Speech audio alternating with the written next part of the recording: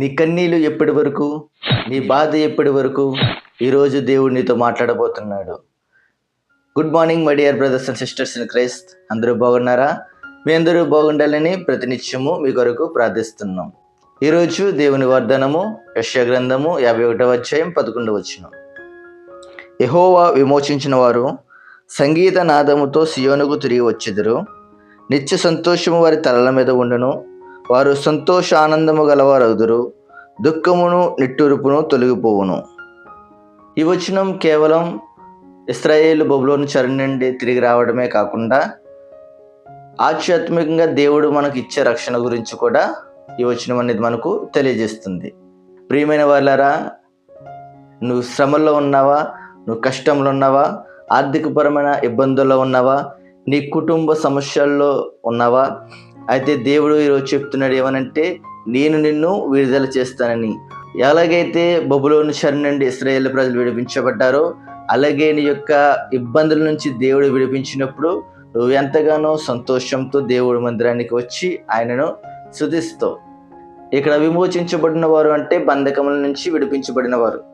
ఈరోజు నీ బంధకముల నుంచి దేవుడు నిన్ను విడిపించినప్పుడు నువ్వు ఏడుస్తూ కాదు, ఎంతగానో సంతోషిస్తూ దేవుడు స్తుతిగానము అనేది నువ్వు చేస్తావు.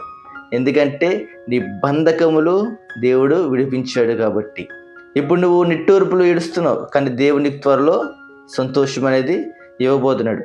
అది టెంపరీ హ్యాపీనెస్ కాదు. దేవుడిచ్చే సంతోషం టెంపరీ హ్యాపీనెస్ కాదు, పర్మనెంట్లీ బ్లెస్సింగ్.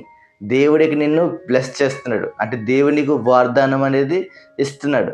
ఆయన బ్లెస్ చేశాడంటే అది మార్చడం ఎవరి తరం కూడా కాదు. దేవుడు నీకు ఎన్నో వాగ్దానాలు నీ జీవితంలో నెరవేర్చున్నాడు.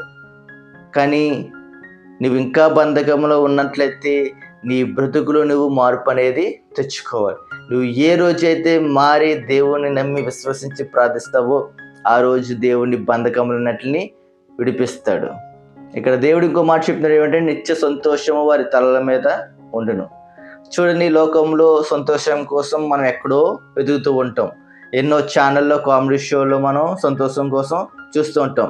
కానీ ఆ సంతోషము ఆ చూసినంత వరకు మనకు ఉంటుంది, లేదంటే ఆ సంతోషం ఈ లోకంలో తిరిగినంత వరకు మాత్రమే ఉంటుంది. కానీ దేవుని సన్నిధిలో మనకు ఎల్లప్పుడూ నిత్య సంతోషం మనకు ఉంటుంది. చూడండి, దేవుడి సన్నిధిలో ఎంతో సంతోషము, ఆనందము, ఉత్సాహం అనేది ఉంటుంది.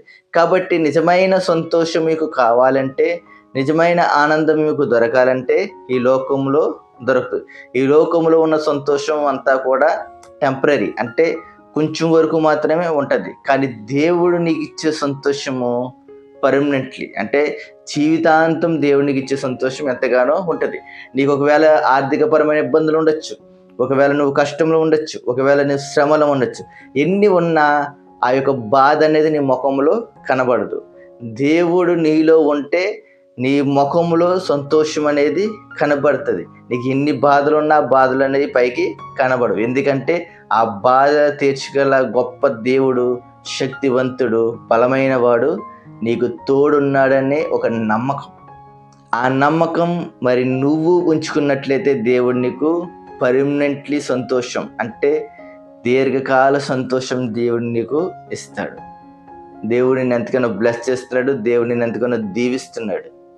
చివరిగా దేవుడు నీ జీవితంలో నీ కన్నీళ్లను ఆనందంగా మార్చాలని ప్రార్థిద్దాం. ప్రార్థన.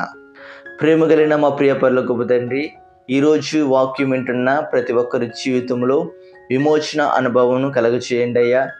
వారి జీవితంలో దుఃఖమును తొలగించండి, నిట్టూర్పును సంతోషకరంగా మార్చండి నాయనా. నిత్య సంతోషము వారందరి జీవితంలో కలుగజేయండి. నా నీ సన్నిధిలో ఎంతో సంతోషము, ఆనందము, ఉత్సాహం ఉందని చెప్తున్నావు నాయనా. నా నీ సన్నిధిలో నివసించే గొప్ప భాగ్యాన్ని మా అందరికీ దయచేయండి.